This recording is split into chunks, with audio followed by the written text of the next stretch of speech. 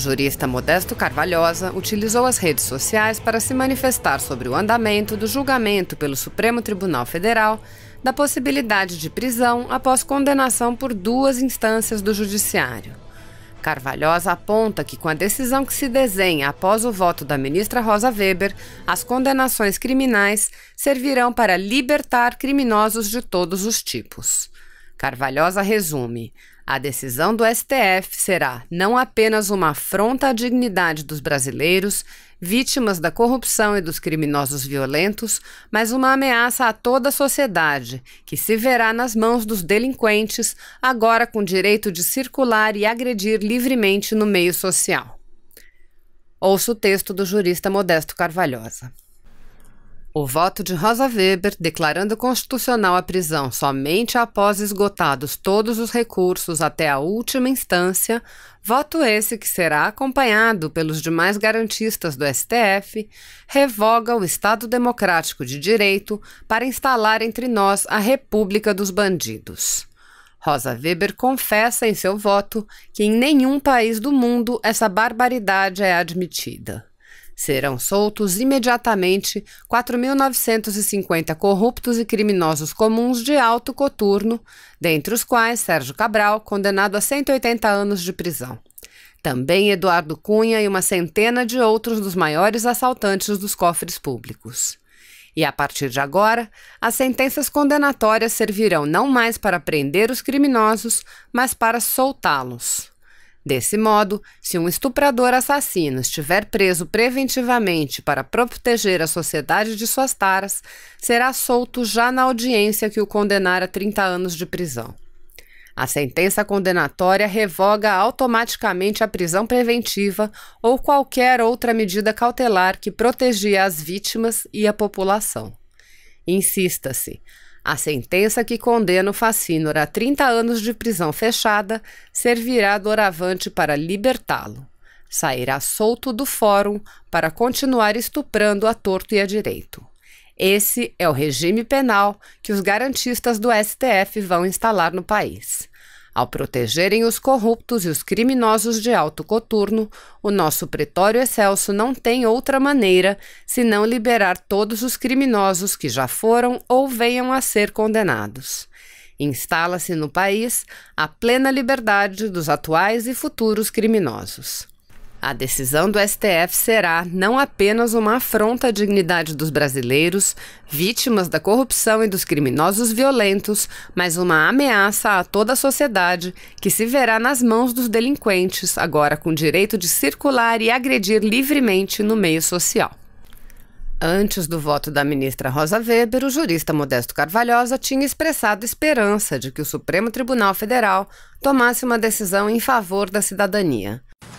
Meus amigos, nesta tarde reacendeu-se a esperança do povo brasileiro que não mais será dominada pelos bandidos, como havia sido arquitetado pelos garantistas do Supremo Tribunal Federal.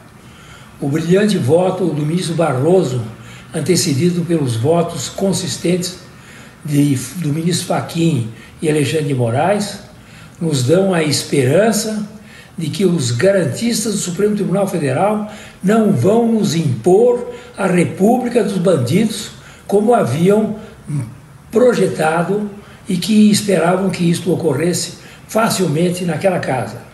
Amanhã continuaremos atentos aos votos que serão dados pelos demais ministros.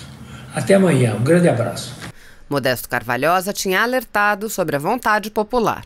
Ouça: a liberdade individual não pode ser irrestrita a ponto de comprometer a própria finalidade do regime penal universalmente consagrado, que é a de proteger a sociedade das condutas danosas à convivência humana.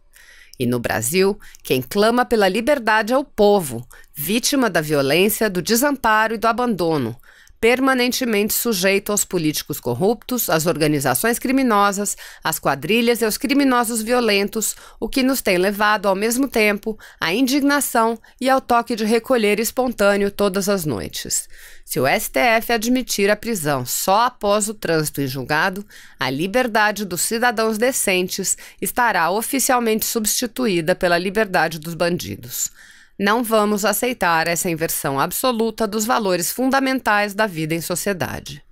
Sobre o ângulo da efetividade do processo penal, eu trago aqui a colação uma belíssima passagem que explica isso. Quer dizer, por que nós não podemos iniciar uma execução depois do trânsito julgado, pelo tempo que leva uma decisão transitar em julgado? Se tem exemplos aqui que não resistem a essa afirmação.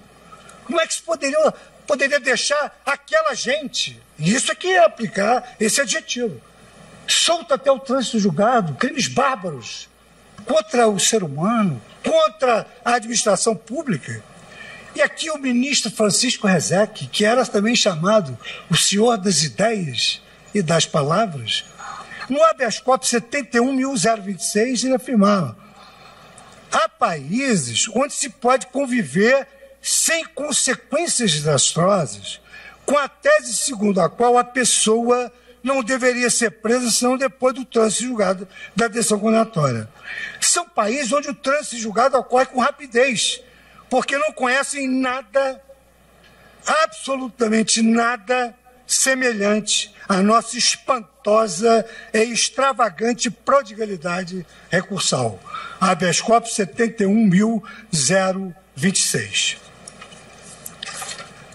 Senhor presidente, ontem houve realmente um momento de perplexidade suscitado por um questionamento. Por que nós vamos mudar agora a jurisprudência? Qual vai ser o benefício? O direito vive para o homem, não o homem para o direito. Então não adianta dizer que não interessa a sociedade. Interessa a sociedade. Todos os poderes se exercem em nome do povo. Todos eles. É claro que nós não vamos fazer pesquisa de opinião pública para julgar uma causa entre A e B. Mas se tiver em jogo uma razão pública ou um valor moral, nós temos de ouvir a sociedade. A sociedade, nós somos homens tirados da sociedade. Nós nos submetemos a um processo democrático de sabatina no Congresso Nacional. Então veja, presidente, assim, essa indagação, hoje publicou-se em fevereiro de 2009, havia essa jurisprudência que só se iniciava a execução quando transitado em julgado a decisão e não cabia mais recurso. Em 2009. 2016 veio a Corte e mudou o entendimento sob o fundamento de que ocorrera um overruling, uma modificação prospectiva em razão de um novo sentimento constitucional dos destinatários do direito. Quem são os destinatários do direito? A sociedade, é claro. Nós não fazemos lei para ficarmos aqui aplicando sem verificarmos como é que ela produz as suas externalidades. O direito, ele na verdade, o direito, ele conforma o comportamento humano. A pessoa tem que saber o que pode fazer, o que não pode fazer. E é o direito que assim dispõe. Então, em 2016, foi reafirmada essa jurisprudência. Em 2018, confirmou-se mais uma vez essa jurisprudência. Qual é o benefício de mudar essa jurisprudência agora? Vai atender o quê? Essa viragem jurisprudencial. E ontem, eu, efetivamente, como é do meu feitio, suscitei uma questão preliminar que foi rejeitada sem a manifestação do plenário, mas que posteriormente o ministro Alexandre de Moraes também me deu a honra de alguma maneira, afirmar que havia uma sombra de juridicidade nessa questão. Por quê? Porque, senhor presidente, se nós estamos dispostos, e nós estamos, nós aqui julgamos todos os recursos, fixamos teses. Se nós estamos dispostos a criar os precedentes, porque precedente evita erro judiciário, precedente favorece a autocomposição, que é a melhor forma de conciliação entre as pessoas e otimiza o relacionamento social. Precedente confere previsibilidade. Se nós queremos criar a nova cultura do precedente, nós temos que introjetar todas as ideias que norteiam os precedentes judiciais. E a mudança de precedente, ela não pode se fazer assim, sem uma motivação profunda.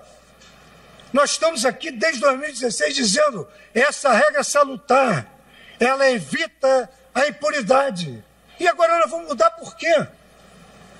Qual a razão de se modificar essa jurisprudência? Então aqui, senhor presidente, eu trago uma série de manifestações de cortes superiores, de doutrinadores, Frederick Schauer, trago aqui Michael Gerhardt, trago aqui professores de Harvard, que têm o veso, têm o hábito de tratar com o precedente. Aqui o ministro Alexandre até citou, é verdade, que no início da House of Lords não se podia modificar o precedente. Mas eu fiz uma pesquisa, ministro Alexandre, vocês têm razão, o professor Harris Cross, na obra sobre Precedent in English Law, ele afirma que somente essa superação de não poder mudar os precedentes ocorreu de forma inequívoca apenas em 8 casos. Apenas em 8 casos. A mesma coisa ocorre nos Estados Unidos. E quando nada, vamos ficar no Brasil. Nós temos uma ordenação processual nova que afirma a jurisprudência tem de ser coerente, íntegra e estável. Isso é uma norma improcedendo que se aplica a juízes e tribunais. Se a jurisprudência tem que ser íntegra, coerente e estável, surge novamente a pergunta: por que nós vamos mudar? Mas por que nós vamos mudar a jurisprudência do Supremo Tribunal Federal? Se você apoia Jair Bolsonaro, curta este vídeo, manifeste a sua opinião e compartilhe para que a vontade do povo brasileiro seja conhecida. Inscreva-se no canal para ter acesso gratuito ao nosso conteúdo. Uma produção Folha Política.